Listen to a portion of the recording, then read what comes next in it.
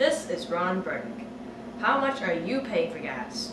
With the national average at $4 a gallon, too much isn't too far off. But if you think that things couldn't be worse, you're wrong. Oil experts say that gas prices are expected to reach $7 a gallon within the next few years. We'll get to this daunting prediction later, but first we'll join our British correspondent in Toronto.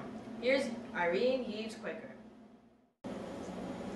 Thanks, Ron. I'm here at a local gas station. As you can see behind me, the prices here are far below those in the United States.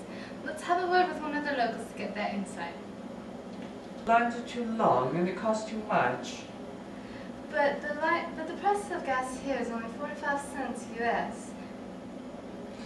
Yes, but in 2007 it was 33 cents. It was very nice.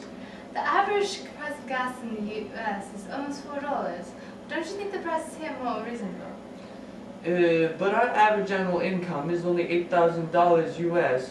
Americans think that their lives are so terrible because they must buy gas for their Hummers that ravage my village and for the Escalades that make them look, how do you say, pimpin'. Thank you, sir. Although the gas prices are fairly cheap, the oil isn't up to high standards, and it usually remains in a crude form, which is bad for cars. In many Latin American and Middle East nations, the oil is usually produced by government-owned companies, and prices are kept low as a benefit to the nation's citizens. This is Irene Yeaves-Quaker reporting live from Toronto. Thanks, Irene. Now I'm here with Miss Ivana Parda, our leading gasoline expert, to talk about why gasoline prices are reaching record highs. Ivana? Well, Ron, gas is like any other consumer product. There's the supply chain and several groups that have to get part of the money. Regardless of the price, all these entities have to get their slice of the pie. According to the U.S. Department of Energy, this is the breakdown of what gas money goes to.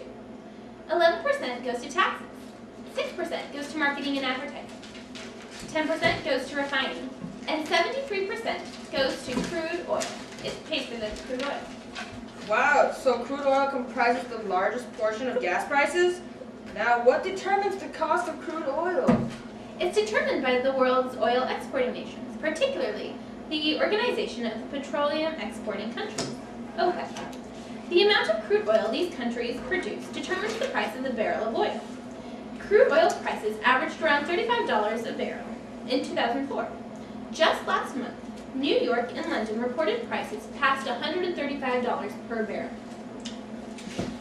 So, for the millions of consumers out there, what are some of the things that the government can do to help lower gas prices?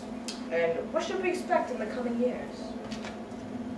Many factors that relate high gas prices are largely out of the government's control.